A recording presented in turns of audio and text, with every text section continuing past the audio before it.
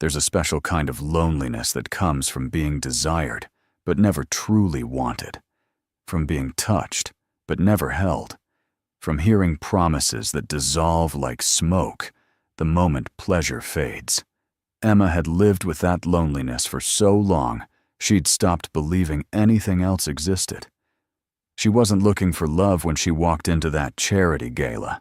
She was looking for an escape, a few hours where she could pretend her life was different, where she could wear a borrowed dress and fake a smile, and forget that she'd spent the last 3 years convincing herself that shallow connections were enough. But then, a man with storm-gray eyes looked at her across a crowded room and said something so audacious, so impossibly arrogant, that she laughed in his face. And in that moment, neither of them knew that her laughter would be the beginning of everything. If this story touches your heart, subscribe to the channel and leave a like. Comment where you're listening from, and if you feel it was really worth it, consider becoming a member to get early access to upcoming stories. Your support makes all the difference. The ballroom of the Meridian Hotel sparkled with the kind of wealth Emma had only ever observed from the outside. Crystal chandeliers cast prisms of light across marble floors, and everywhere she looked, people moved with the ease that came from never having to check a price tag, never having to choose between paying rent and buying groceries, never having to make themselves small to fit into someone else's idea of acceptable.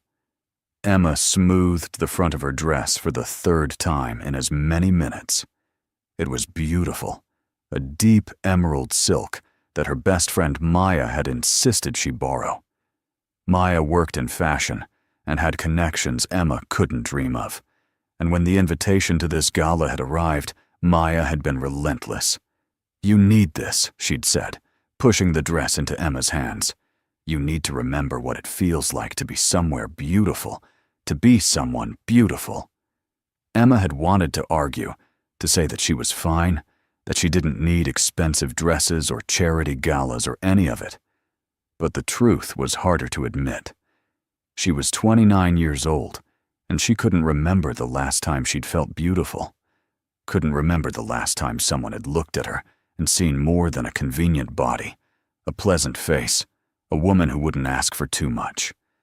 Her last relationship, if it could even be called that, had ended 6 months ago. Ethan had been charming at first, attentive in the way that made her think maybe this time would be different. But after 3 months, the pattern had become clear.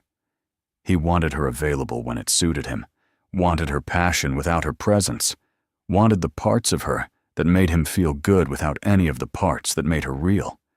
When she'd finally worked up the courage to ask for more, for actual dates instead of late-night texts, for conversation instead of just physical connection, he'd looked at her with something close to pity. "You're overthinking this, Emma," he'd said. "We're just having fun. Why do women always have to complicate things?" She'd left that night and hadn't answered his messages since. But his words had burrowed deep, joining the chorus of every other man who'd made her feel like wanting emotional intimacy was somehow unreasonable, like asking to be valued was asking for too much. So she'd stopped asking, stopped dating, stopped believing that anything else was possible, until Maya had showed up with that dress and that invitation and that stubborn insistence that Emma deserved more than she was allowing herself to have. The gala was a fundraiser for arts education, the kind of event where tickets cost more than Emma made in a month. She was here as Maya's +1, and she'd promised to stay for at least 2 hours, to drink the expensive champagne and admire the silent auction items, and pretend she belonged in a world of people who summered in the Hamptons and wintered in Aspen. She was making her way toward the bar, trying to look purposeful rather than lost, when she felt it. That prickle of awareness that comes from being watched. Emma turned, and her breath caught. He was standing near the far wall, partially hidden by a marble column, but there was no mistaking that he was looking directly at her. Tall, easily 6'2", with dark hair that fell just slightly too long, like he couldn't be bothered with regular haircuts. He wore a tuxedo with the kind of casual perfection that suggested he'd been born wearing one. But there was something in his posture, in the way he held himself slightly apart from the crowd, that suggested he was as much an observer here as she was. And his eyes. God, his eyes. Even from across the room, she could see they were gray, the color of thunderstorms, of slate, of things that were both dangerous and beautiful. He was looking at her with an intensity that made her skin warm, made her want to look away and hold his gaze simultaneously. Emma did neither. She simply stood there, champagne glass forgotten in her hand, and looked back. The corner of his mouth lifted. Not quite a smile, but close. A recognition of something unspoken passing between them. Then he moved. He crossed the ballroom with the kind of confident grace that suggested he'd never questioned his right to take up space, never worried about whether he was too much or not enough. People seemed to part for him instinctively, and Emma realized with a jolt that they knew him, that he wasn't just another wealthy donor, but someone who commanded attention simply by existing. He stopped in front of her, close enough that she could smell his cologne, something expensive and understated, with notes of cedar and something darker she couldn't name. Close enough that she had to tilt her head back slightly to meet his eyes. And up close, they were even more devastating than she'd imagined. Gray with flecks of silver, framed by dark lashes that should have been illegal on a man. "Good evening," he said, and his voice matched everything else about him. Deep, smooth, with the kind of control that suggested he never said anything he didn't mean. Emma found her voice, barely.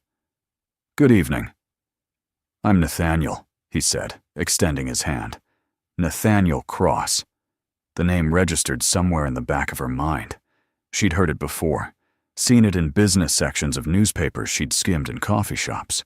Something about real estate, about buildings that reshaped skylines, about wealth that was old enough to be respectable and new enough to be interesting. "Emma," she said, placing her hand in his. Emma Hartley. His grip was firm, warm, and he held her hand a fraction longer than necessary. "Emma Hartley," he repeated, as if testing how her name felt in his mouth. "You don't belong here." It should have been offensive, that blunt observation delivered with such certainty, but something in his tone suggested it wasn't a criticism. Emma raised an eyebrow, finding her equilibrium. "That's quite an assumption to make about someone you've just met." "It's not an assumption," Nathaniel said calmly. "It's an observation. You've been standing by that column for 15 minutes, watching everyone else like you're studying a foreign species. You haven't spoken to anyone except the bartender, and you keep touching your dress like you're not sure it belongs on your body." He paused, his gray eyes searching her face. "And you're the only person in this entire room who's actually looked at the art." Emma felt her cheeks flush. She wanted to be indignant, to tell him he was wrong, but every word he'd spoken was true. Instead, she lifted her chin. "Maybe I just prefer observation to empty conversation." "Maybe," he agreed. "Or maybe you're here with someone who dragged you along, and you're counting down the minutes until you can leave." "My best friend," Emma admitted before she could stop herself. "She works in fashion." She thought I needed. She paused, searching for the right words, to get out more. Nathaniel's expression shifted, something that might have been understanding flickering across his features. "And do you? Need to get out more?" Emma considered the question. 6 months ago, she would have said no automatically, would have insisted she was fine, that her small apartment and her predictable routines and her carefully controlled life were exactly what she wanted. But standing here, in this borrowed dress, talking to this impossibly attractive man who saw through her defenses like they were made of glass, she felt something shift inside her chest. Maybe, she said quietly. I'm not sure anymore. The honesty surprised her. She didn't talk like this with strangers, didn't reveal the complicated truth of her isolation. But there was something about Nathaniel that made her usual walls feel unnecessary. Something in the way he looked at her that suggested he wouldn't judge whatever she chose to share. Dance with me, Nathaniel said abruptly. It wasn't really a question, but it wasn't quite a command either. Something in between, an invitation that assumed acceptance. Emma blinked. What? Dance with me, he repeated, and this time he held out his hand. You've been watching everyone else all night. Now, let them watch you. Emma's heart kicked against her ribs. I don't, she started to say, but Nathaniel was already taking the champagne glass from her hand, setting it on a nearby table, his fingers finding hers. Come on, Emma Hartley, he said, and there was something in his voice that made her name sound like a secret. Let me give you something to remember about tonight, besides feeling out of place. She should have said no. Should have made an excuse, should have retreated to the safety of the walls where she could observe without participating. But his hand was warm around hers, and something reckless was rising in her chest, something that had been sleeping for so long she'd forgotten it existed. Okay, she heard herself say. Okay. The dance floor was already crowded with couples moving to the orchestra's rendition of something classical Emma couldn't name. Nathaniel led her to the center, and then his hand was at her waist, firm and sure, and they were moving. Emma hadn't danced like this since high school prom, and even then, it had been awkward shuffling with a boy who'd spent the entire evening trying to touch her ass. This was different. Nathaniel moved with the kind of unconscious grace that suggested years of practice, of country club lessons, and cotillion balls, and all the trappings of a life Emma had only ever seen in movies. But he didn't make her feel clumsy. Instead, he guided her so smoothly that she found herself following without thinking, her body responding to the subtle pressure of his hand, the slight shift of his weight. You're full of surprises, Emma Hartley, Nathaniel murmured, close enough that his breath stirred the hair near her ear. I thought you'd refuse. I almost did, Emma admitted. Why didn't you? She looked up at him, meeting those storm-gray eyes. I'm not sure. Maybe I'm tired of refusing things. Something flickered across his face, something dark and interested. That's dangerous thinking. Is it? Emma asked, and she was surprised by the steadiness in her voice. Or is it just honest? Nathaniel's hand tightened fractionally at her waist. Honesty is the most dangerous thing of all, he said quietly, especially when it's with yourself. They turned, moving through the other dancers, and Emma realized she'd stopped caring about the people watching, stopped worrying about whether she belonged. All that mattered was this moment, this man, the way his body felt against hers, solid and real, and present in a way that made everything else fade to background noise. What do you do, Emma? Nathaniel asked, his tone conversational but his eyes intense. When you're not being dragged to charity galas by well-meaning friends? I'm a librarian, Emma said, and then braced herself for the reaction. It was always the same, that flicker of surprise followed by thinly veiled condescension, the assumption that her job was somehow less than, that she'd chosen a quiet life because she wasn't capable of anything more ambitious. But Nathaniel's expression didn't change. A librarian, he repeated. Where? The Central Branch downtown, Emma said. I work in the rare books collection, restoration and preservation. Now his eyes lit with genuine interest. So you spend your days with things that are broken and make them whole again. Emma had never thought of it quite like that, but the description settled something in her chest. I suppose so, she said. Most people think it's boring. Most people are idiots, Nathaniel said bluntly. There's nothing boring about preservation, about keeping beautiful things alive for future generations. Emma felt herself smile, a real smile, not the polite mask she usually wore. "You're not what I expected." "And what did you expect?" Nathaniel asked, amusement coloring his tone. "I don't know," Emma admitted. "Someone more?" She searched for the word. "Typical." "Typical how?" "Like everyone else here," Emma said, glancing around at the glittering crowd. "Interested in being seen rather than seeing. Interested in surface rather than substance." Nathaniel was quiet for a moment, and when he spoke again, his voice had dropped lower, become more intimate. "And you think I'm not like that?" "I think," Emma said carefully, "you're someone who notices things, who pays attention. Like you noticed I was looking at the art instead of the people." Nathaniel's hand slid from her waist to the small of her back, a subtle shift that brought them fractionally closer. His eyes held hers with an intensity that made her breath shallow. "I notice everything about you, Emma Hartley," he said quietly. "From the moment you walked in wearing that dress like armor, pretending you didn't care if anyone looked, while desperately hoping someone would see you. Not just your body or your face, but you. The real you, underneath all that careful control." The words hit Emma like a physical thing, settling somewhere deep in her chest. She wanted to deny it, to laugh it off, to protect herself the way she always did. But something in Nathaniel's gaze held her in place, made pretending feel impossible. "You don't know me," she said, but her voice came out softer than she intended.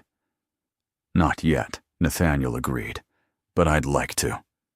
Emma's heart was racing now, a wild rhythm that had nothing to do with the dancing and everything to do with the way this man was looking at her, like she was something rare, something worth studying, worth understanding. "Why?" she asked. "You could have your pick of anyone here. Why me?" Nathaniel guided her through a turn, and when they came back together, he was closer still.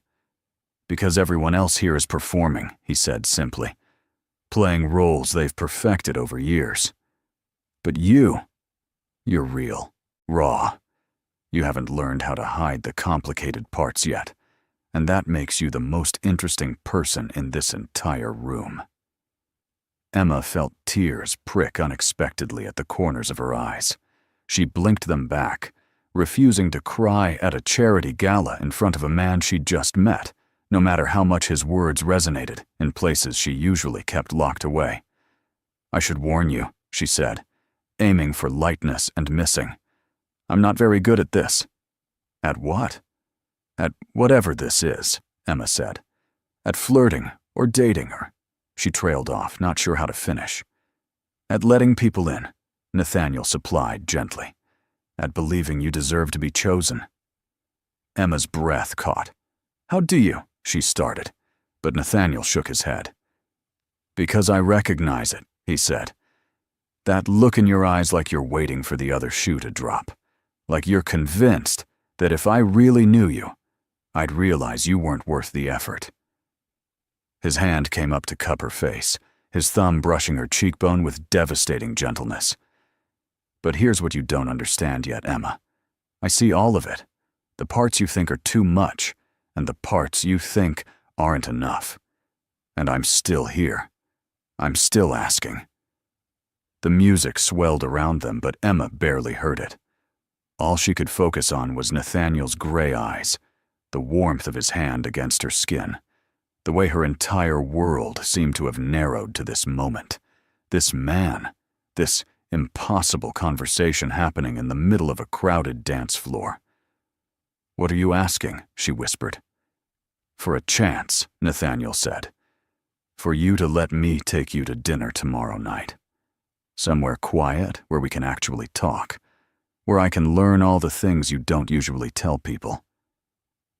Emma knew she should say no, should protect herself the way experience had taught her to, should remember that men who seemed too good to be true usually were, that promises whispered on dance floors rarely survived the harsh light of day. But something in her was so tired of protecting herself, so tired of being careful and controlled and alone. Yes, she heard herself say.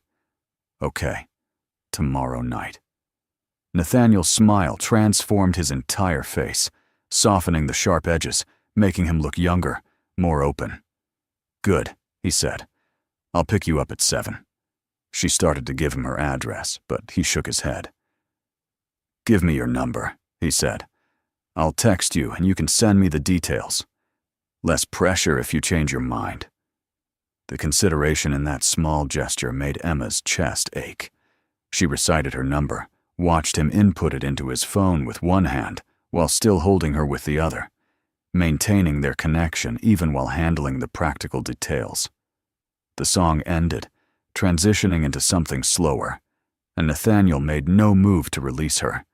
Instead, he drew her closer, until her head could rest against his chest if she let it, until she could feel the steady rhythm of his heartbeat through the fabric of his shirt.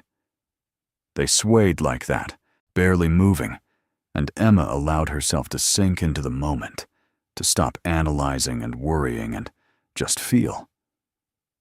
How long has it been? Nathaniel asked quietly, his voice rumbling in his chest.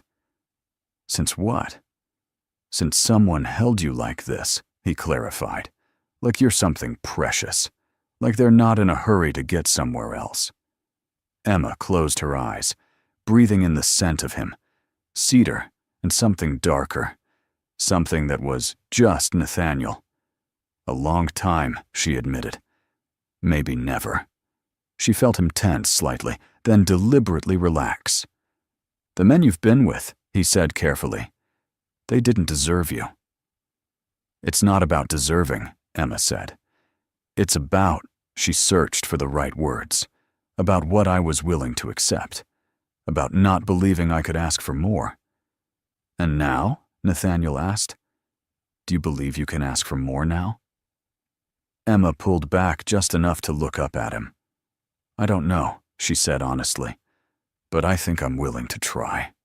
Something fierce and protective flashed across Nathaniel's features. Then that's all I need, he said. Just a willingness to try. I'll handle the rest. The confidence in those words should have been off-putting, should have triggered all her defenses about men who assumed they knew what she needed. But there was something different in the way Nathaniel said it, something that felt less like arrogance and more like a promise, a commitment to show up in ways she'd never experienced before. The evening continued around them, the gala moving through its scheduled programming, but Emma was barely aware of any of it.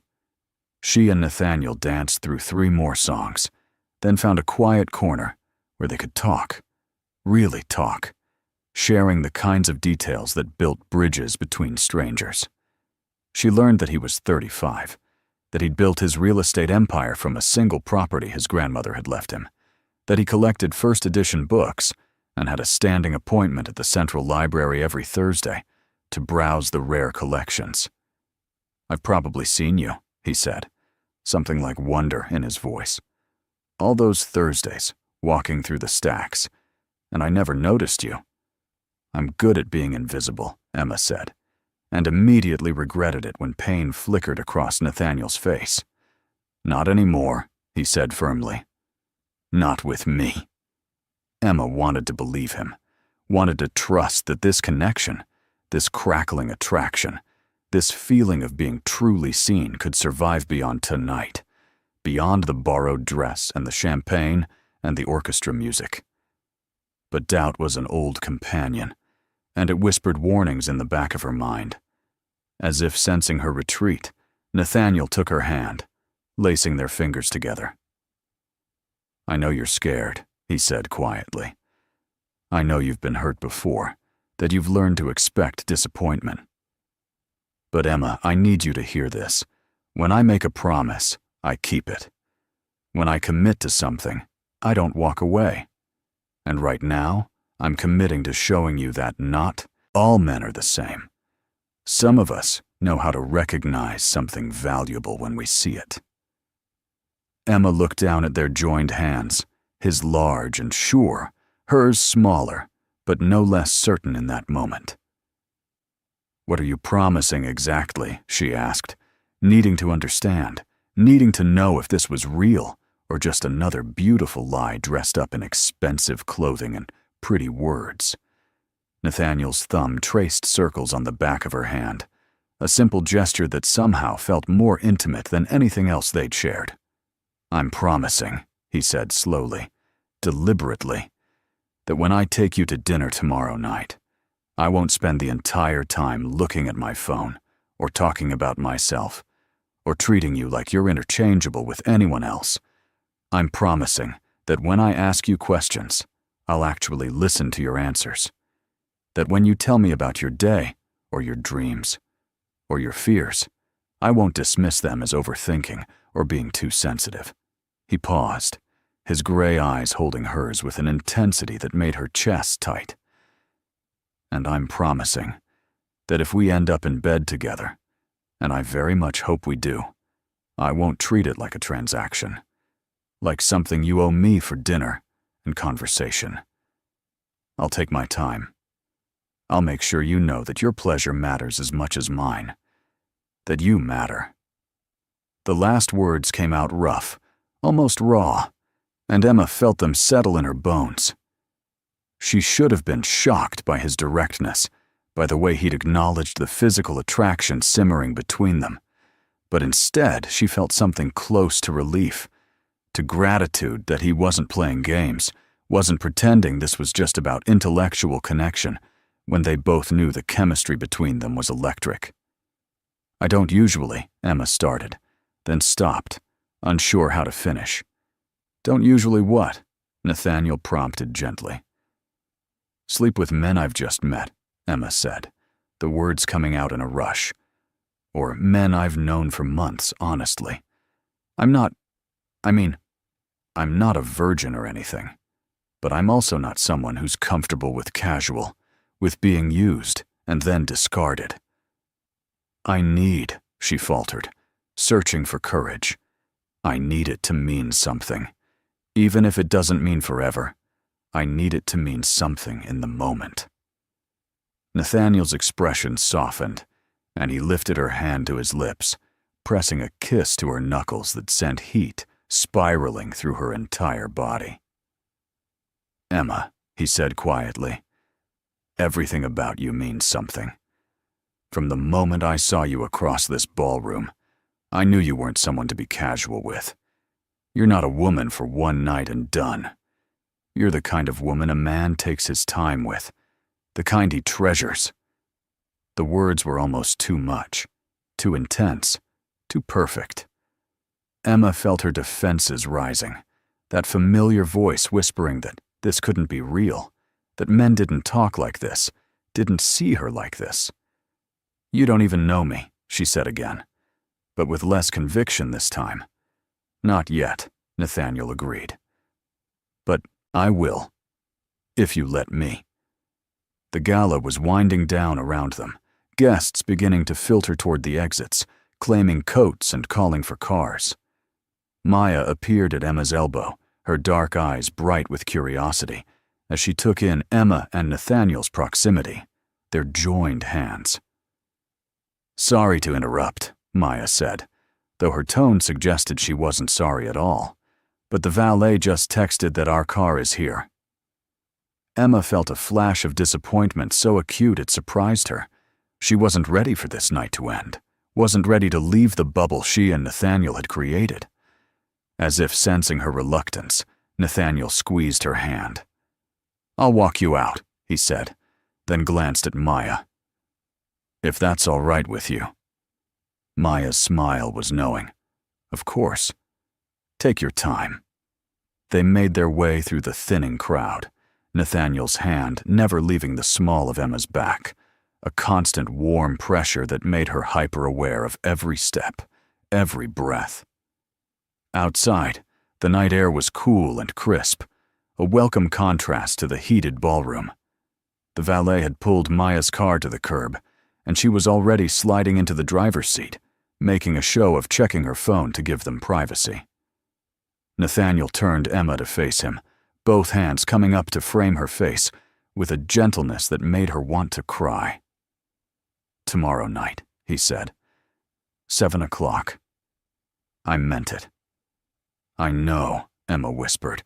"I'll be ready." "Promise me something," Nathaniel said.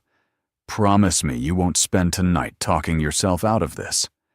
Promise me you won't listen to all the voices telling you this is too good to be true, that I'm too good to be true. Just give me a chance to prove them wrong."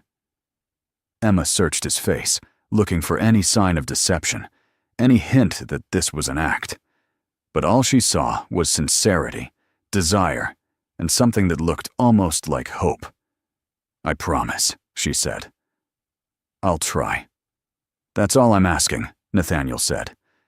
Then he leaned down, slowly enough that she could have pulled away if she wanted to, and pressed his lips to her forehead. A chaste kiss, almost brotherly, but the tenderness in it made Emma's throat tight. "Tomorrow," he said against her skin. "Tomorrow," Emma agreed. She forced herself to step back, to break the connection, to walk to the car where Maya was waiting. But before she got in, she turned back one more time.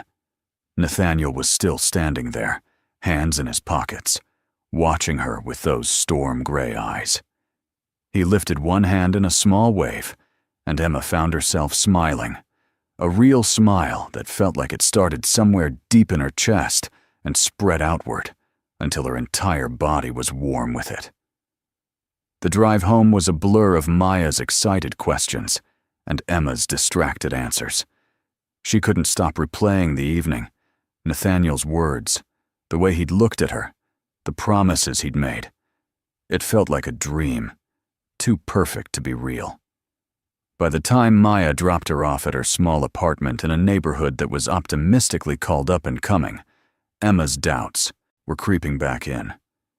She climbed the 3 flights of stairs to her studio, the borrowed dress suddenly feeling too fancy, too much for her everyday life. This was reality. Cramped spaces and second-hand furniture, and a paycheck that barely covered expenses. What was she thinking? Agreeing to date someone like Nathaniel Cross? Someone who probably lived in a penthouse and had never had to choose between groceries and electricity. Someone who was so far out of her league, they weren't even playing the same game. Emma was halfway through changing into her pajamas when her phone buzzed. An unknown number, but she knew who it was before she even opened the message. "Just making sure you made it home safely." "Sleep well, Emma Hartley. Tomorrow can't come soon enough." N. She read the message 3 times, her heart doing complicated things in her chest. Then, before she could overthink it, she typed out a response. "Home safe. Thank you for tonight. For seeing me." His reply came almost immediately. "I'll always see you. That's a promise."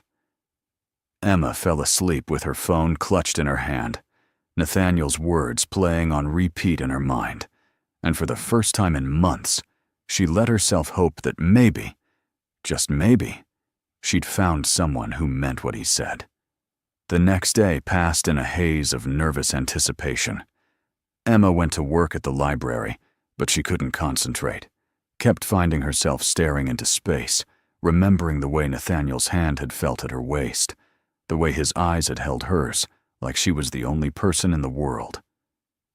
"Are you okay?" her co-worker Jennifer asked around noon, when Emma had spent 15 minutes staring at the same page of a restoration manual without actually reading a word. "You seem distracted." Emma looked up, startled from her thoughts. "I'm fine," she said automatically, then reconsidered. "Actually, I think I might have met someone." Jennifer's eyes widened. She'd worked with Emma for 3 years and had never heard her mention dating, much less sound this tentatively hopeful about it. "Tell me everything," Jennifer demanded, pulling up a chair. Emma found herself recounting the previous night, editing out some of the more intense moments, but keeping the heart of it. The way Nathaniel had seen through her defenses, the way he'd promised to show up differently than other men had. He sounds too good to be true, Jennifer said when Emma finished, but her tone was gentle rather than skeptical. I know, Emma admitted. That's what scares me. But maybe, Jennifer said thoughtfully, maybe it's time you let yourself believe that good things can happen. That you deserve good things. The words echoed in Emma's mind as she finished her shift, as she went home and stood in front of her closet, trying to figure out what someone wore to dinner with a man like Nathaniel Cross. The borrowed dress was back with Maya, and everything Emma owned suddenly seemed inadequate, too casual, or too worn, or too obviously budget-conscious. She finally settled on a simple black dress she'd bought for a funeral 2 years ago but never worn.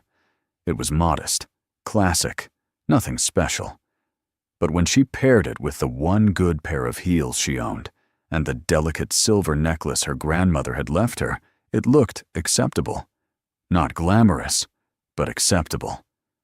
At 6:45, Emma's phone buzzed. I'm downstairs. No rush. Take your time. Emma's heart jumped into her throat.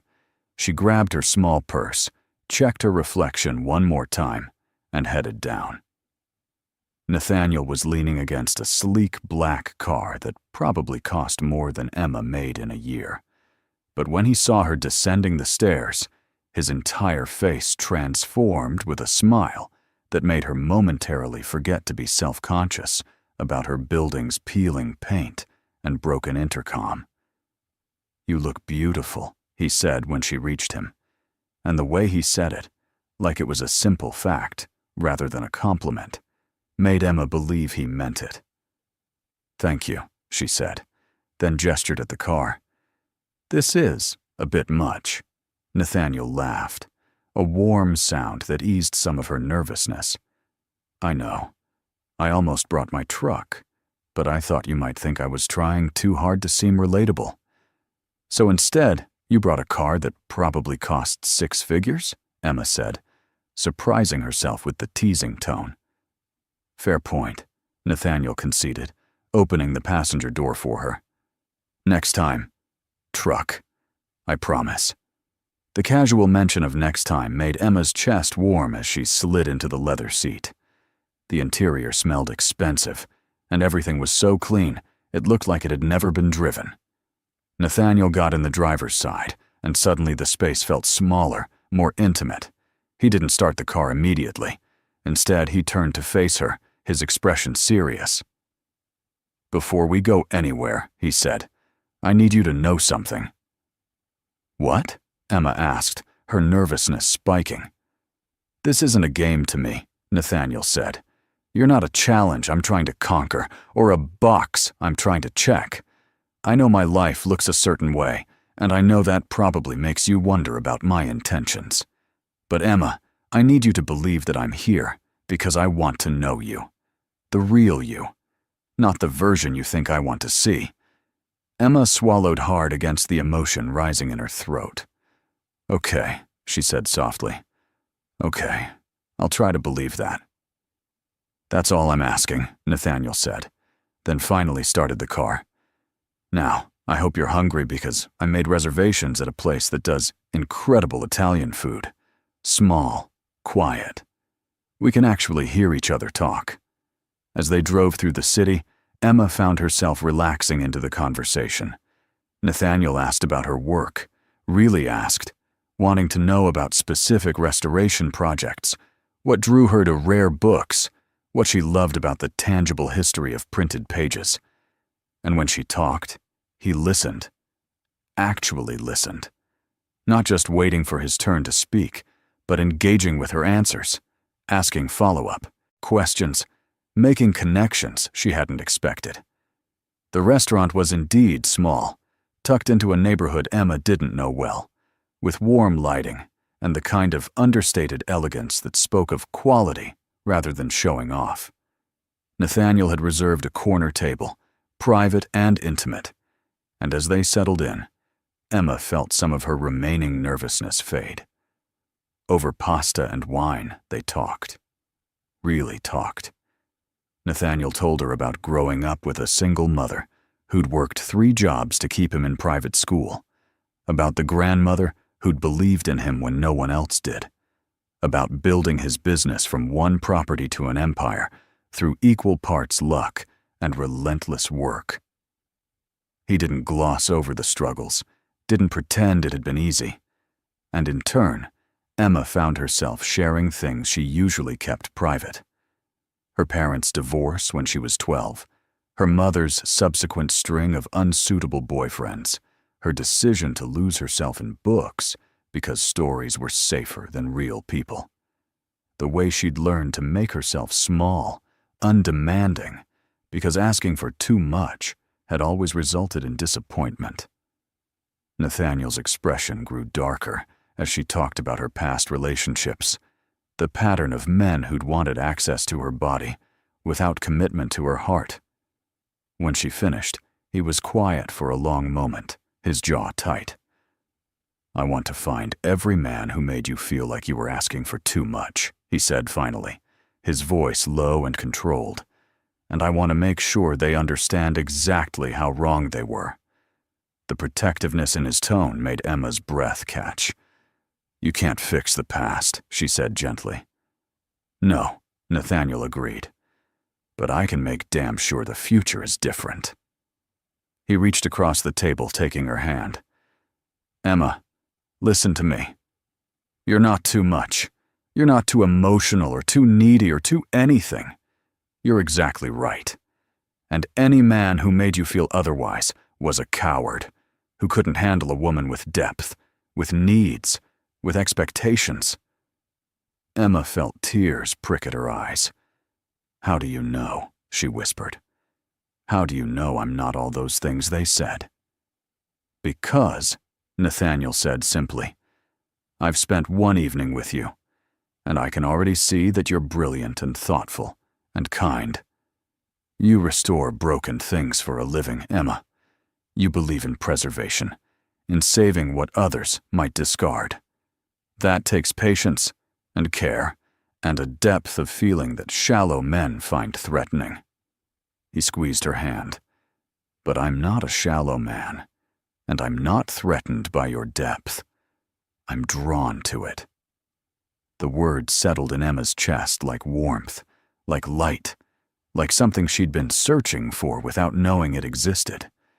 The rest of dinner passed in a blur of conversation and connection, moments where their eyes would meet and hold, where the air between them would thicken with unspoken promise. When the check came, Nathaniel didn't make a show of paying, simply handled it while continuing their conversation about her favorite restoration project. Outside the restaurant, the night air had turned cooler, and Emma shivered slightly. Without a word, Nathaniel shrugged out of his jacket and draped it over her shoulders.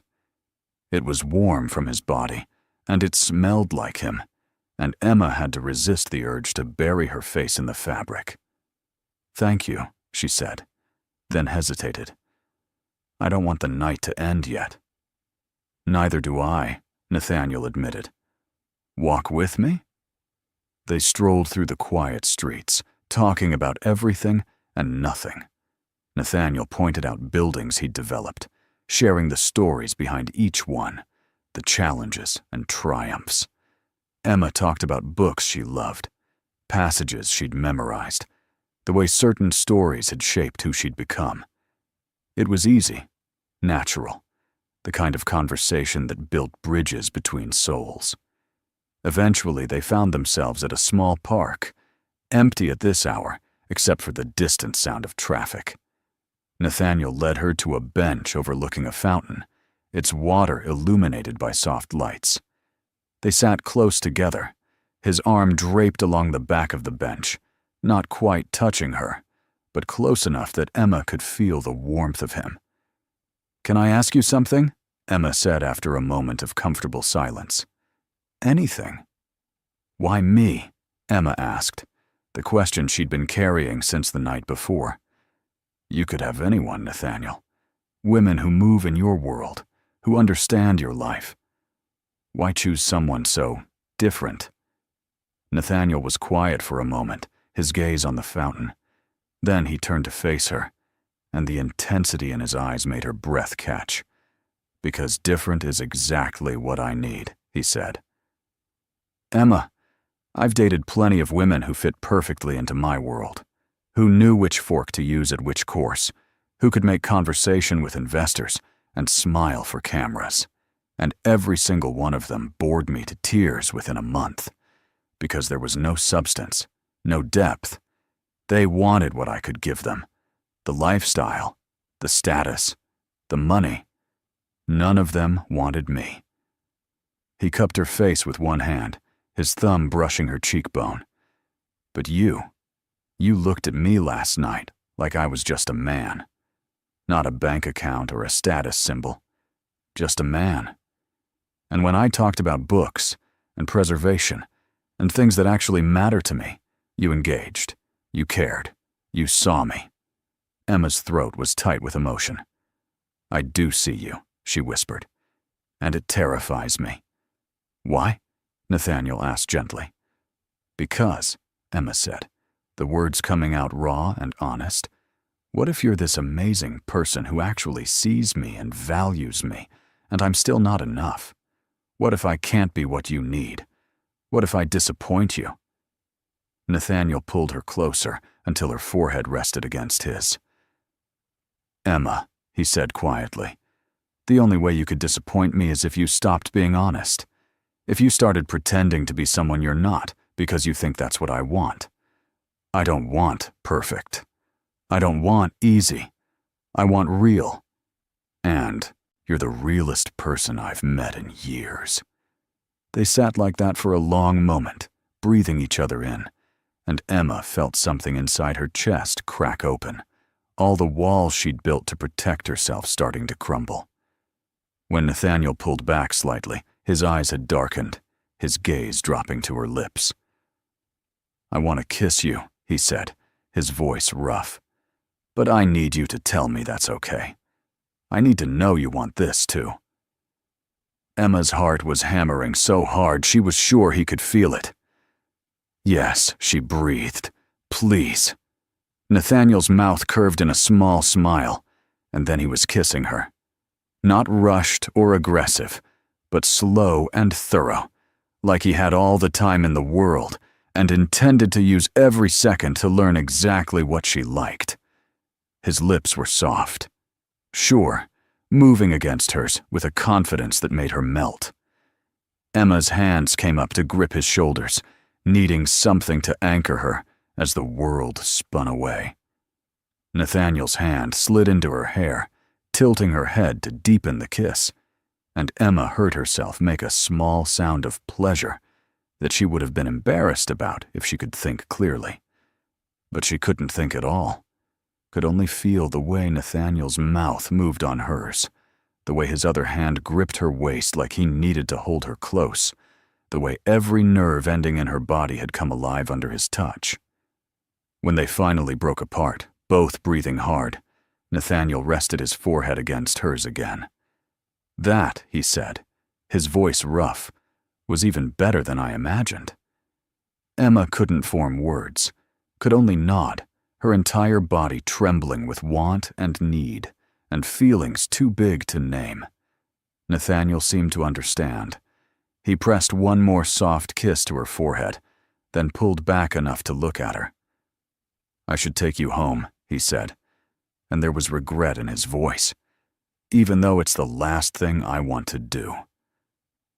Emma knew he was right, knew that rushing this, giving in to the heat between them before they'd built a real foundation, would only lead to regret. But God, it was hard to be sensible when every part of her was screaming to pull him closer, to see where this could go. "Okay," she said, her voice barely above a whisper. "Take me home." The drive back to her apartment was quiet, but it was a charged silence, full of promise and anticipation. Nathaniel kept one hand on her knee, his thumb tracing small circles that made it very difficult for Emma to think about anything except how those hands would feel on other parts of her body. When they pulled up in front of her building, Nathaniel turned off the car but made no move to get out. Tomorrow's Saturday, he said. Come sailing with me. I have a boat docked at the marina. We can spend the day on the water, just talking. Getting to know each other. Emma blinked, surprised. You sail? I do, Nathaniel said. It's one of the few places I can completely disconnect, be away from phones and emails and expectations. I want to share that with you. The invitation felt significant somehow, like he was offering her access to a part of himself he usually kept private. I'd love that, Emma said. What time? I'll pick you up at 9, Nathaniel said. Wear something comfortable, and bring a jacket. It gets cold on the water.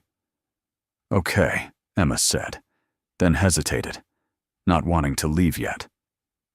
Nathaniel seemed to feel the same way. He reached over, tucking a strand of hair behind her ear.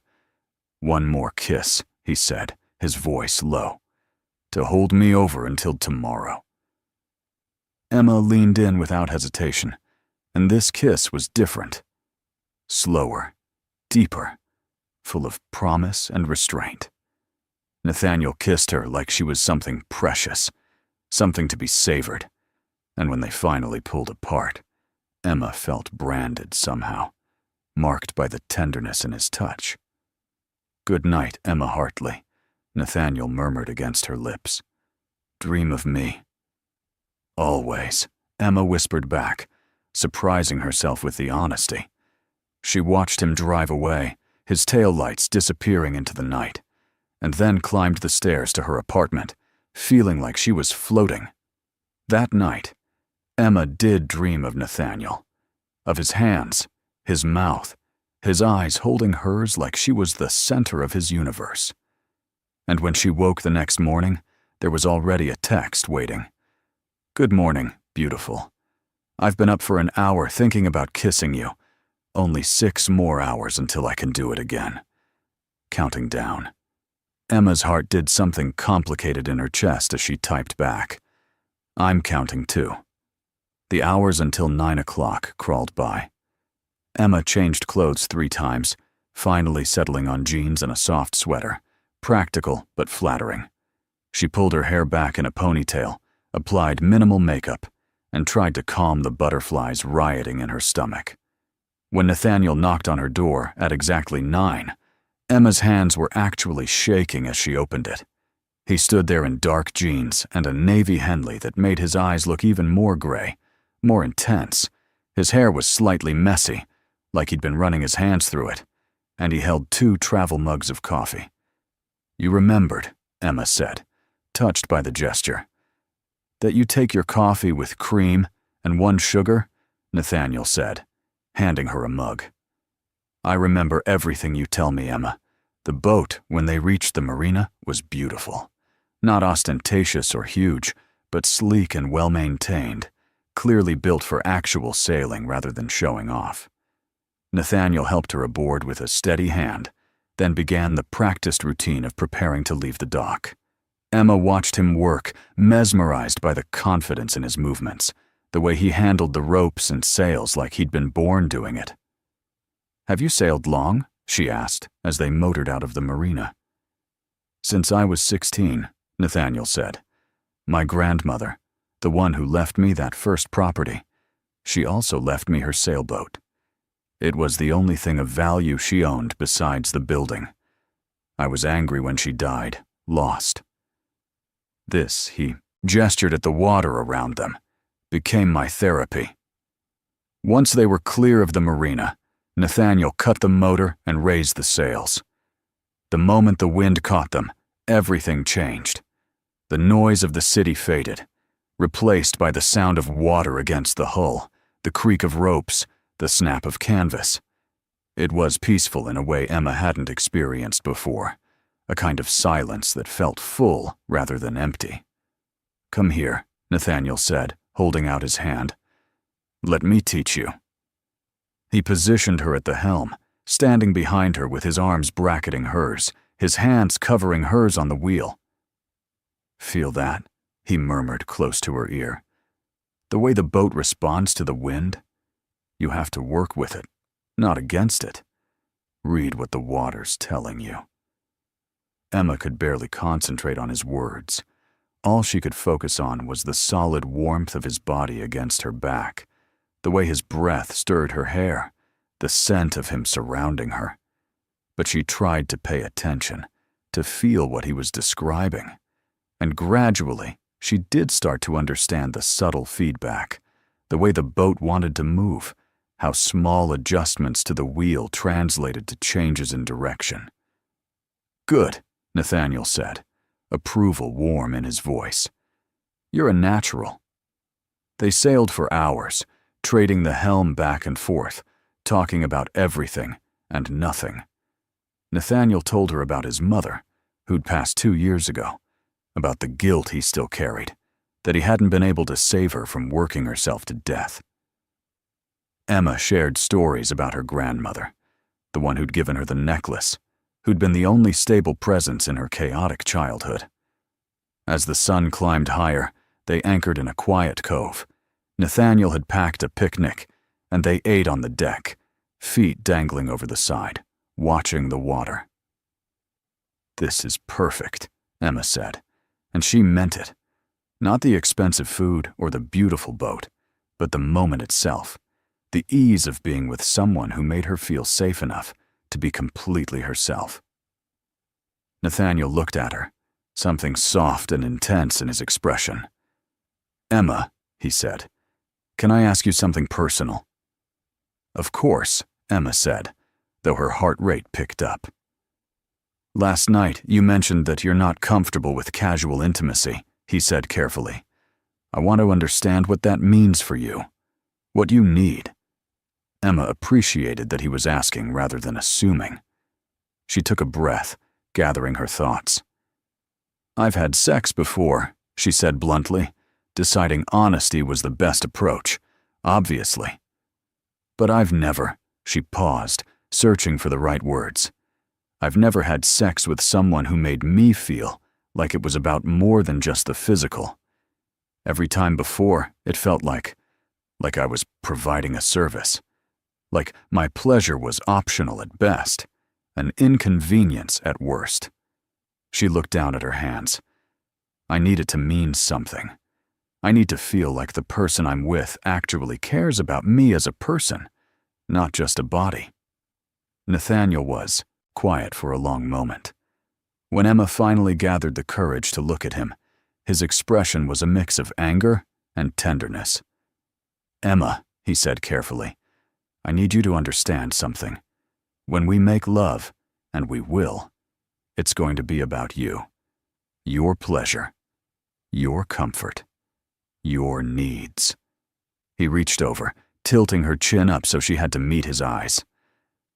"I won't rush you. I won't pressure you. And when it happens, I promise you'll know beyond any doubt that it means something to me. That you mean something to me." The words made Emma's chest tight with emotion. "How can you promise that?" she whispered. "How can you know?" "Because," Nathaniel said simply, "I already care about you. More than I've cared about anyone in longer than I can remember. And that feeling is only going to get stronger." Emma felt tears prick at her eyes. She blinked them back, but Nathaniel saw. He pulled her close, and Emma let herself sink into his embrace, her face pressed against his chest, listening to the steady rhythm of his heartbeat. They stayed like that for a long time, the boat rocking gently beneath them, the sun warm on their skin. Eventually, Nathaniel pulled back enough to look at her. "I have a confession," he said. "What?" "I want to kiss you until you can't remember your own name," Nathaniel said bluntly. "I want to touch you, learn every sound you make, figure out exactly what makes you come apart. But more than that, I want you to trust me, to believe that I won't hurt you the way others have. And I know that trust takes time." Emma's entire body was hot, her skin tingling with want. "So we wait," she said, though every part of her was screaming otherwise. "As long as you need," Nathaniel confirmed. "But Emma, when you're ready, when you tell me you want this, I promise you, it will be worth the wait. I'll make sure of it." The promise hung in the air between them, electric and charged. Emma knew she should probably slow down, should be more careful with her heart. But looking at Nathaniel, seeing the sincerity in his eyes, feeling the way he held her like she was something precious, she made a decision. "What if I'm ready now?" she said quietly. "What if I don't want to wait?" Nathaniel's eyes darkened, but he didn't move. "Emma," he said carefully, "we've known each other 2 days. I don't want you to regret this." "I won't," Emma said, and with more certainty than she'd felt about anything in years. "Nathaniel, I've spent my entire adult life being careful, being cautious, protecting myself, and all it's gotten me is lonely. You make me feel seen, wanted, safe. And she took a breath, "I trust you." "Are you sure?" Nathaniel asked, his voice rough. "Because if we do this, if I take you to bed, there's no going back. I won't be able to pretend I don't want you completely." "I'm sure," Emma said. Then she added, her voice softer, "But I need you to know something." "I need," she faltered, embarrassed. "Tell me," Nathaniel urged gently. "What do you need?" "I need you to be patient," Emma admitted. I have, but not with someone who actually cared about my pleasure. So I might not know what I like. I might need you to show me, teach me." The words seemed to affect Nathaniel profoundly. His hand came up to cup her face, and when he spoke, his voice was thick with emotion. "Emma," he said, "teaching you what you like, learning your body, figuring out exactly how to make you feel good. That's not a burden. That's a gift. One I intend to unwrap very, very slowly." Emma shivered at the intensity in his voice. "So," she said, her own voice coming out breathier than intended. "What now?" "Now," Nathaniel said, standing and pulling her to her feet. "We sail back to shore. And then I take you to my place, where we have privacy and all the time in the world. And I show you exactly how a man should treat a woman he cares about." The sail back seemed to take forever, and no time at all. Emma's entire body hummed with anticipation, with want, with a nervousness that wasn't quite fear, but close to it. She'd never done this before, never been with someone while actually believing they cared about her pleasure as much as their own. Nathaniel seemed to sense her growing anxiety. As they docked the boat, he pulled her close. "Hey," he said softly, "we don't have to do anything you're not ready for. We can just talk. Watch a movie. I mean every word I say to you, Emma. Your comfort comes first, always." The reassurance helped, but it also made Emma more certain of her choice, because this care, this constant checking in, this was what she'd been missing. This was what she deserved. "I want this," she said firmly. "I want you." Nathaniel's apartment, when they arrived, was nothing like Emma expected. She'd imagined something cold and modern, all glass and steel. Instead, it was warm, lived in. Exposed brick walls lined with bookshelves, comfortable furniture that looked actually used, plants in the windows. It felt like a home, not a showpiece. "You look surprised," Nathaniel observed, watching her take it in. "I expected more," Emma gestured vaguely. "Billionaire bachelor pad." He laughed. "I saved that for the office. Here, I just want to be comfortable. Can I get you something to drink?" "Wine?" "Water." "Water," Emma said, her mouth suddenly dry. Nathaniel poured them both glasses, then led her to the couch.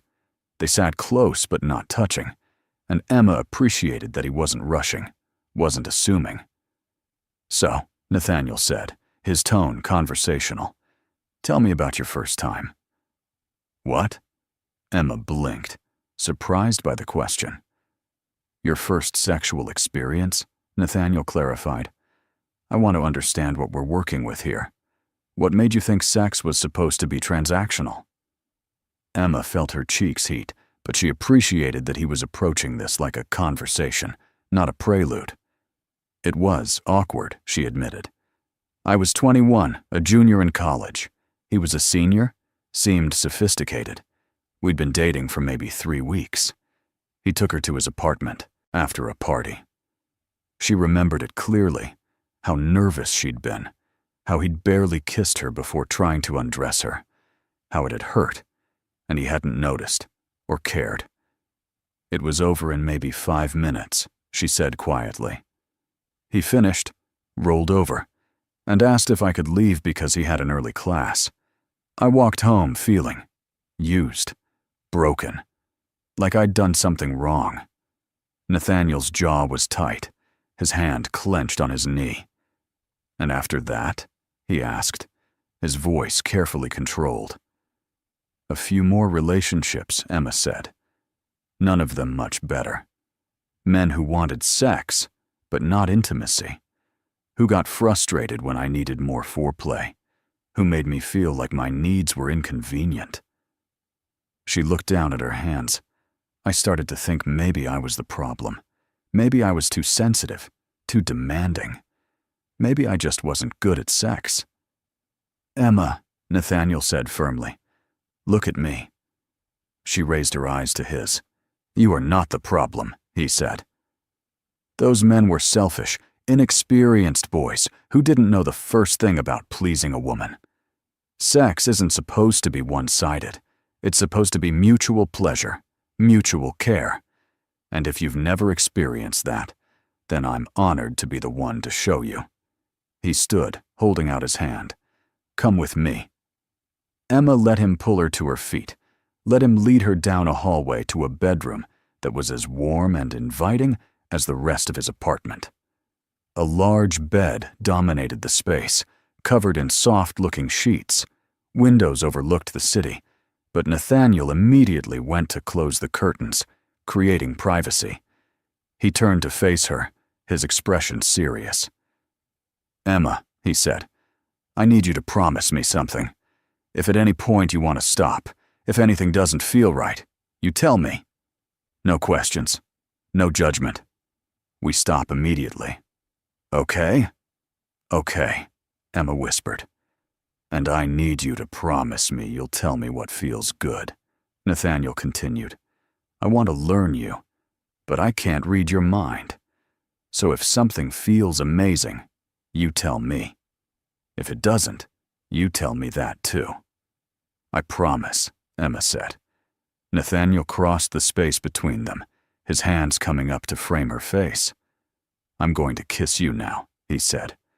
"And then I'm going to undress you very slowly.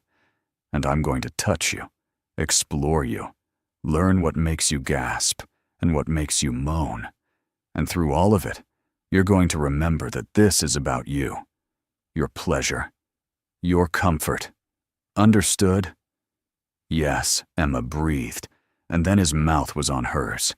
The kiss was slow, thorough, Nathaniel's tongue sliding against hers in a rhythm that made her knees weak. His hand stayed on her face, holding her gently but firmly, and Emma let herself sink into the sensation, let herself focus on nothing but the way he tasted, the way he kissed her like he had all the time in the world. When he finally pulled back, they were both breathing hard. "You with me?" Nathaniel asked softly. "Always," Emma said. Nathaniel's hand slid down to the hem of her sweater. "May I?" he asked, and Emma nodded. He pulled the sweater over her head slowly, his eyes never leaving hers, then took a moment to just look at her, standing there in her simple cotton bra. "You're so beautiful," he murmured, and the reverence in his voice made Emma believe him. He traced the lace edge of her bra with one finger, and Emma shivered. "Sensitive?" he asked. "Yes," Emma admitted. "Everywhere." "Good," Nathaniel said. "That means I get to take my time finding all your sensitive spots." His hands went to the button of her jeans, and he paused. "Still okay?" Still okay, Emma confirmed. He undressed her piece by piece, taking his time, pressing kisses to each new bit of revealed skin. When she finally stood before him in just her underwear, Emma fought the urge to cover herself. Old instincts died hard. "Don't hide from me," Nathaniel said gently, catching her hands before she could cross her arms. "You're perfect, Emma. Every inch of you." He guided her to sit on the edge of the bed, then knelt in front of her, his hands sliding up her calves. "I'm going to remove these," he said, hooking his fingers in the waistband of her underwear. "And then I'm going to taste you. Is that okay?" Emma's breath caught. No one had ever offered to. The few times she'd had sex, it had been perfunctory, focused entirely on penetration. "Yes," she managed to say. "Please." Nathaniel slid her underwear down her legs, then gently pushed her thighs apart. He looked at her for a long moment, and Emma fought the urge to close her legs to hide. "So beautiful," Nathaniel murmured. Then he leaned in, and Emma gasped as his mouth made contact. He started slow, gentle licks and kisses that made her squirm. Emma gripped the sheets, overwhelmed by sensation. Nathaniel took his time, exploring, learning, paying attention to every gasp and moan. When he found a rhythm that made Emma cry out, he stayed there, building the pleasure slowly, steadily. Emma had never felt anything like this. Her previous experiences had been rushed, awkward, focused on male pleasure. But Nathaniel was focused entirely on her, reading her body's responses, adjusting his approach based on what made her feel good. It was overwhelming, intimate, so much more than just physical. "Talk to me," Nathaniel said against her skin. "Tell me how it feels." "So good," Emma gasped. "Don't stop. Please don't stop." "I won't," Nathaniel promised. "I'm going to make you come, Emma. Just let go. Let me give this to you." He increased the pressure slightly, his tongue moving in a way that made stars explode behind Emma's eyes. She felt the tension building, something bigger than anything she'd experienced before, and it scared her a little. She started to say, but Nathaniel seemed to understand. "Let go," he repeated. "I've got you." And then Emma was falling, pleasure crashing over her in waves that made her cry out, her entire body shaking. Nathaniel stayed with her through it, gentle now, easing her down from the high. When she could finally breathe again, was pressing soft kisses to her thighs, her stomach, working his way up her body. Emma couldn't find words. "Just the beginning," Nathaniel said, reaching behind her to unclasp her bra. "Now I want to see all of you." He laid her back on the bed, then stood to remove his own clothes. Emma watched, mesmerized, as he revealed his body. He was beautiful, all lean muscle and golden skin, and when he removed his boxers, Emma's eyes widened. He was large, bigger than anyone she'd been with before. Nathaniel saw her expression and immediately came to kneel beside her on the bed. "Hey," he said gently, "we're going to take this slow. I'm not going to hurt you, Emma, I promise." "I know," Emma said, and she did. She trusted him. "Come here," Nathaniel said, pulling her on top of him as he lay back. "I want you to set the pace. You control how fast we go, how much you take." Emma straddled him, feeling his hardness against her, and took a shaky breath. Nathaniel's hands came to her waist, steadying her. "No rush," he said. "Kiss me first." Emma leaned down and kissed him, losing herself in the slide of his mouth against hers, the way his hands moved gently on her skin. After a while, she felt brave enough to shift her hips, to position him where she needed him. Nathaniel reached between them, touching her gently to make sure she was ready, then guided himself to her entrance. "Go slow," he coached. "Take as much time as you need." Emma lowered herself gradually, gasping as he stretched her.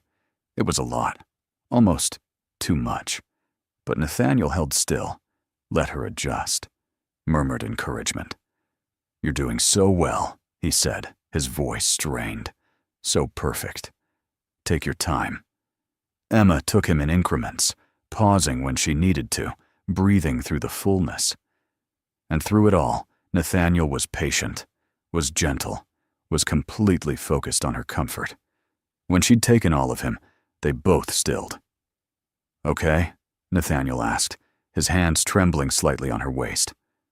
"Okay," Emma said. "More than okay." "Move for me," Nathaniel said. "Show me what feels good." Emma started to rock, finding a rhythm that sent pleasure spiraling through her.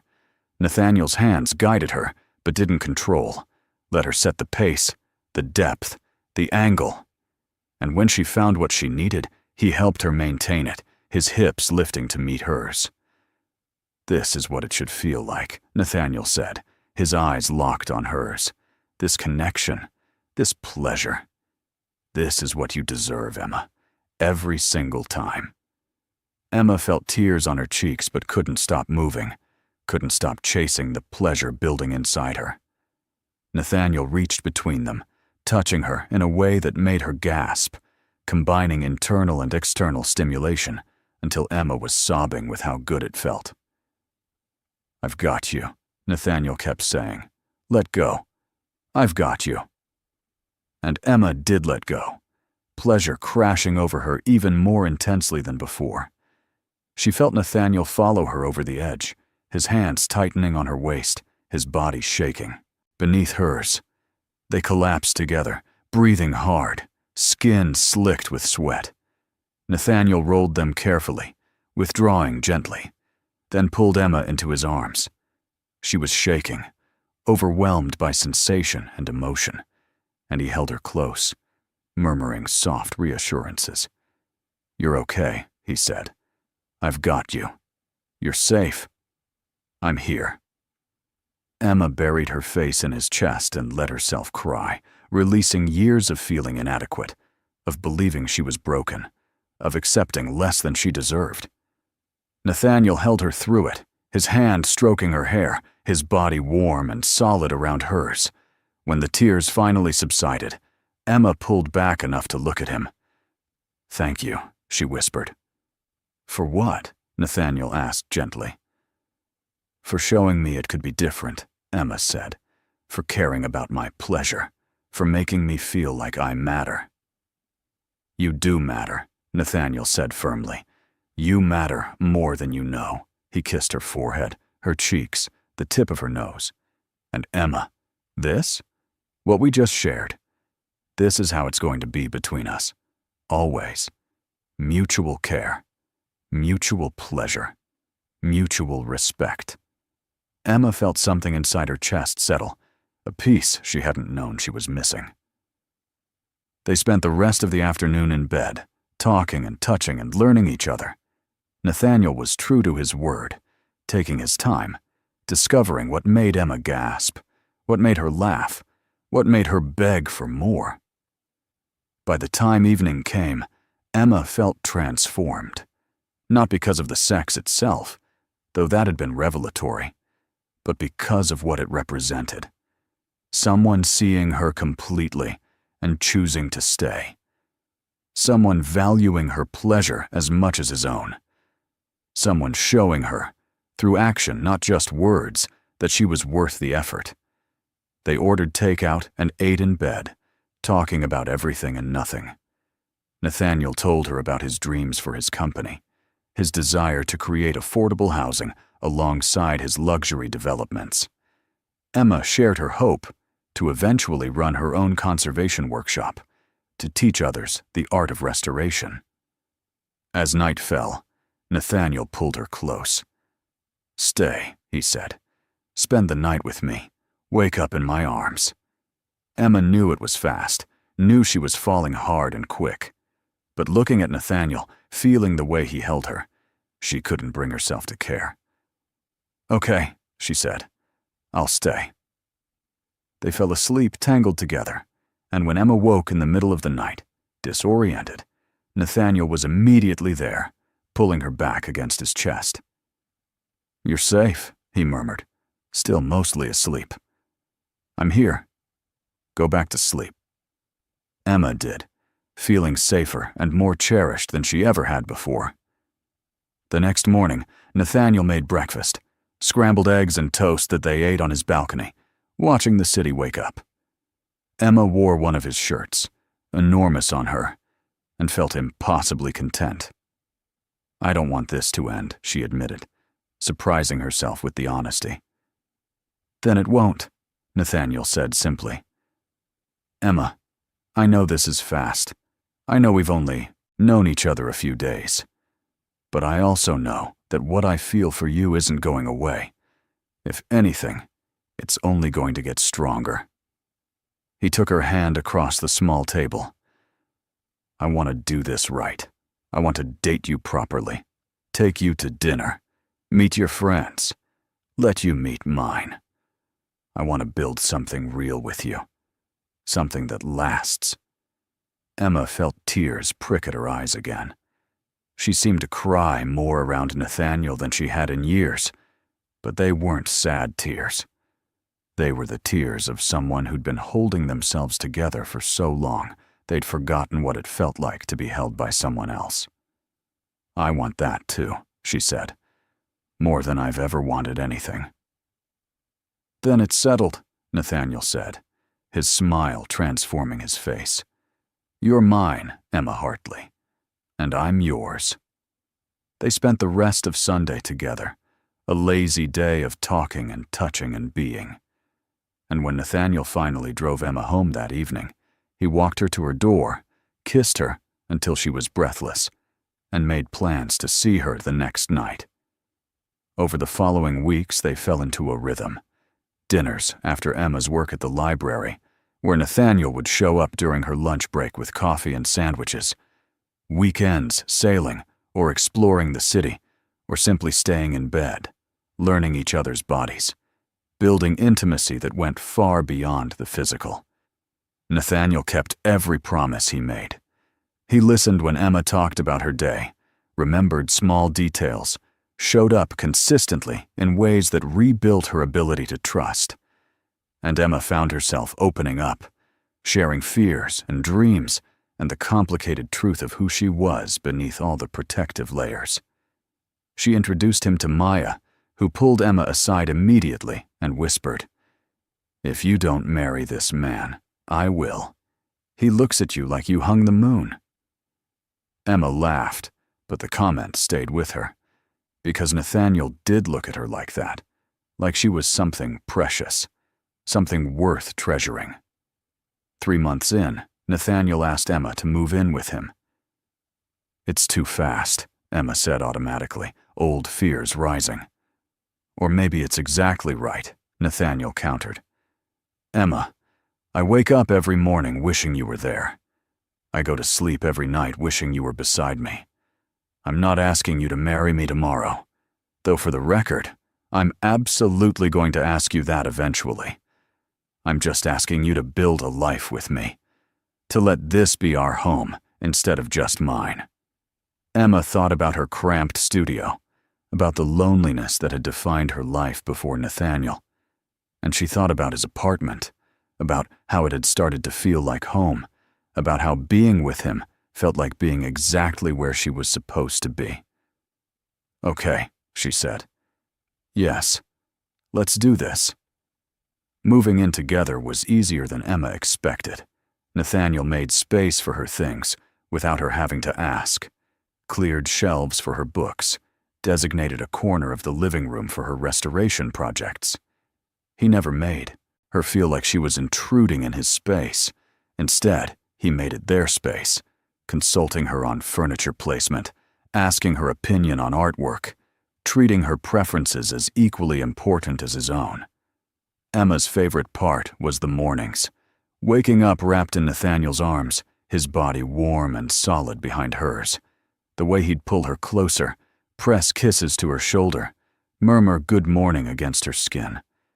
The easy intimacy of making coffee together, of reading the paper at the kitchen table, of simply existing in the same space without needing to fill every moment with conversation. 6 months into their relationship, Emma realized she couldn't remember the last time she'd felt insecurity through consistent action and unwavering care. One Saturday morning, Emma woke to find Nathaniel already dressed, sitting on the edge of the bed, watching her with an expression she couldn't quite read. "What?" she asked, suddenly self-conscious. "Nothing," Nathaniel said, but his voice was thick with emotion. I love watching you sleep, watching you be peaceful, knowing you feel safe enough here to be completely vulnerable." Emma sat up, pulling the sheet around herself. "Nathaniel," she said softly, "what's going on?" He took her hand, and she realized his was trembling slightly. "I wasn't planning to do this yet," he said. "I had a whole plan, a fancy dinner, maybe on the boat at sunset. But I can't wait anymore, Emma. I need you to know." He paused, taking a breath. "I love you. I'm in love with you. Completely, irrevocably, permanently in love with you." Emma felt her eyes fill with tears. "I love you too," she said, the words spilling out. "God, Nathaniel, I love you so much it terrifies me." "Why does it terrify you?" Nathaniel asked gently, pulling her into his lap. "Because I've never felt like this," Emma admitted. "Never believed I could have this. And sometimes I'm still scared I'll wake up and it will all be a dream. Or that you'll realize I'm not." She struggled to find the words. "That I'm not special enough, worthy enough. That there are so many women who would fit your life better." Nathaniel cupped her face in his hands, his gray eyes intense. "Emma, listen to me very carefully," he said. "You are not a dream. This is not going to disappear. And there is no one who fits my life better than you. Because you don't just fit my life, Emma. You've become my life." His thumbs brushed away her tears. "You taught me what it means to truly see someone, to value depth over surface, to build something real instead of something that just looks good from the outside. You made me believe in the kind of love I'd stopped thinking was possible." "How?" Emma whispered. "How did I do that?" "By being exactly who you are," Nathaniel said simply. "By being real and honest and vulnerable. By showing me that true intimacy isn't about perfection. It's about acceptance. About choosing each other even when it's hard, even when you're scared, even when it would be easier to run." He kissed her softly. "You chose to trust me when every past experience told you not to. You chose to let me in when all your instincts said to protect yourself. That took courage, Emma. That took strength. And it made me fall so deeply in love with you that I can't imagine my life without you in it." Emma was crying in earnest now, happy tears that she didn't try to hide. "I don't know what I did to deserve you," she said. "You didn't have to do anything," Nathaniel said. "You just had to be you. And that's always been enough. Will always be enough." They spent the morning wrapped around each other, saying, "I love you" in between kisses, building plans for the future they both now believed in. Nathaniel talked about wanting to start a foundation focused on literacy and library preservation, inspired by Emma's passion. Emma shared her dream of eventually publishing a book on restoration techniques, of teaching workshops. Their dreams began to intertwine, to support each other, to build something bigger than either could create alone.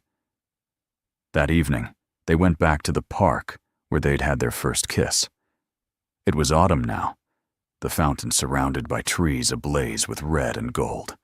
They sat on the same bench, and Nathaniel pulled Emma close. "You know," he said conversationally, "I was thinking about what you said this morning, about being scared this is a dream, and I realized I have the perfect solution." "What's that?" Emma asked, snuggling closer. "Make it permanent," Nathaniel said. "Marry me, Emma. Emma's heart stopped. What? Marry me, Nathaniel repeated, turning to face her fully. I know it's only been 6 months. I know by conventional standards we should wait longer. But Emma, I've never been more certain of anything in my entire life. I love you. I want to build a life with you. I want to wake up next to you every morning for the rest of my life. I want to have children with you, grow old with you, face whatever challenges come our way together. He reached into his pocket and pulled out a small box. I bought this 2 months ago, he admitted. I've been carrying it around, waiting for the perfect moment. But I realized the perfect moment is just whenever we're together. He opened the box, revealing a simple, elegant ring. It wasn't ostentatious or showy, just a single diamond set in platinum, classic and timeless. So, Emma Hartley, Nathaniel said, his voice thick with emotion. Will you marry me? Will you choose this? Choose us? Choose forever? Emma looked at the ring, at Nathaniel's face, at the hope and love shining in his gray eyes. She thought about the woman she'd been 6 months ago, lonely and convinced she was too much or not enough, settling for shallow connections because she didn't believe anything deeper was possible. And she thought about who she was now, loved and cherished and seen completely, brave enough to believe in forever. Yes, she said, her voice clear and certain. Yes, I'll marry you. Nathaniel's face transformed with joy. He slid the ring onto her finger, and it fit perfectly, like it had been made for her. Then he pulled her into a kiss that tasted like promises, and future, and love so big it felt like it could swallow the world. When they finally broke apart, both laughing and crying at the same time, Emma looked at the ring on her finger and felt something settle deep in her chest. She wasn't scared anymore, wasn't waiting for the other shoe to drop, because Nathaniel had shown her, through 6 months of consistent action and unwavering care, that this was real, that his love was real, that she was deserving of it all. They were married 3 months later in a small ceremony in Nathaniel's workshop, which he'd converted into a beautiful space filled with flowers and candles and all their closest friends and family. Maya stood as Emma's maid of honor, crying happy tears through the entire ceremony. Emma's grandmother's necklace gleamed at her throat, something old. The ring on her finger was something new, and Nathaniel's grandmother's handkerchief, which he'd given her that morning, was something borrowed and blue. When the officiant asked Emma to say her vows, she looked at Nathaniel and felt her heart overflow. I was lost when I met you, she said, her voice steady despite her tears. Convinced I was too much or not enough, settling for less than I deserved because I didn't believe anything better existed. But you saw me, really saw me, and you chose to stay. You taught me that love isn't about making yourself smaller. It's about finding someone big enough to hold all of you. You showed me what it means to be cherished, to be valued, to be enough exactly as I am. She took his hands.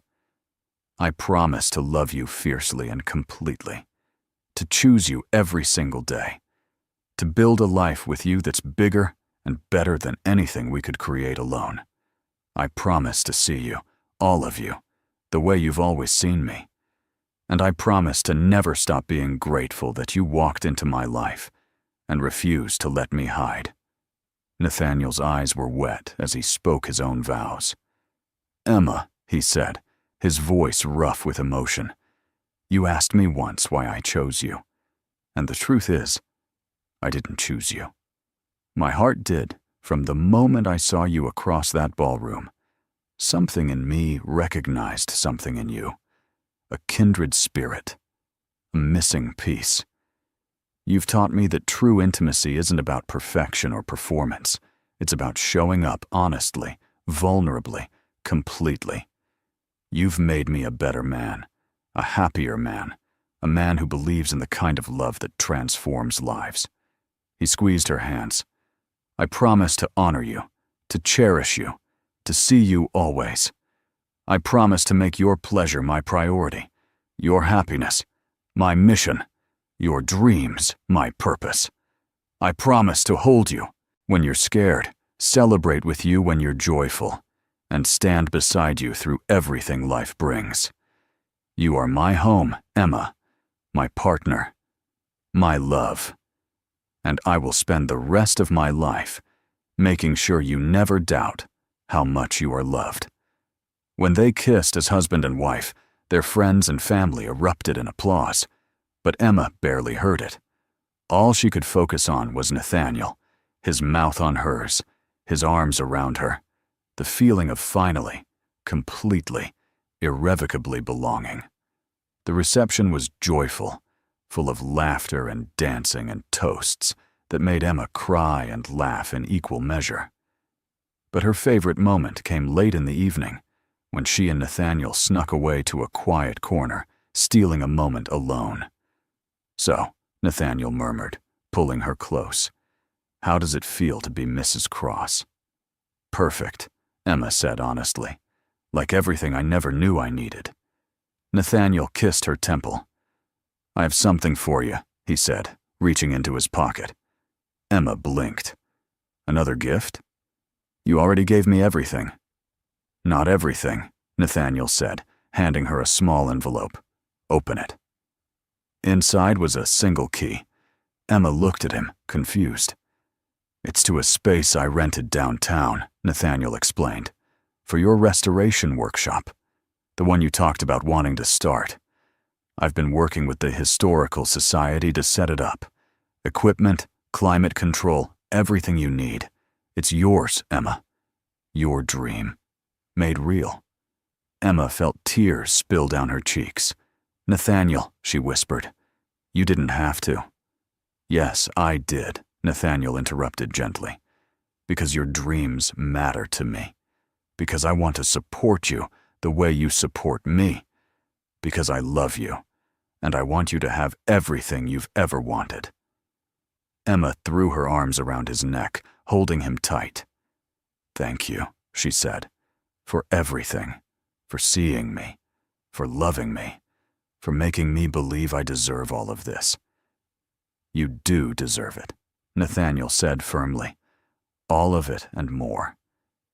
Years later, Emma would look back on this moment as the beginning of everything beautiful in her life.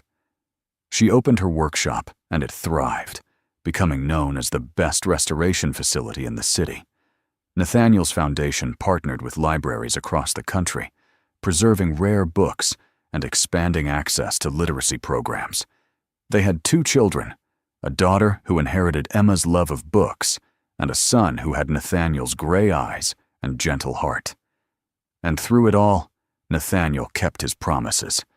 He showed up every single day, made Emma's pleasure and happiness a priority, saw her completely, and loved her fiercely. They had their challenges, of course, disagreements about finances, stress from work, the exhaustion of new parenthood. But they faced everything together, with honesty and communication, and the deep trust they'd built from that very first night. Emma never again felt like she was too much or not enough, because Nathaniel had taught her the most important lesson, that she didn't need to change or shrink or hide. She just needed to find someone whose love was big enough to embrace all of her. And she had. In the end, Emma realized, her story wasn't about being rescued or fixed. It was about being seen. About finding someone who recognized her worth when she'd forgotten it herself. About learning to believe she deserved love, real love, the kind that showed up consistently and valued her completely. And maybe that's the truth we all need to learn, that we're not too much, we're not broken. We just haven't yet found the person big enough to love us the way we deserve to be loved. If this story touched your heart, subscribe to the channel and leave a like. Comment where you're listening from. And if you felt it was really worth it, consider becoming a member to get early access to upcoming stories. Your support makes all the difference.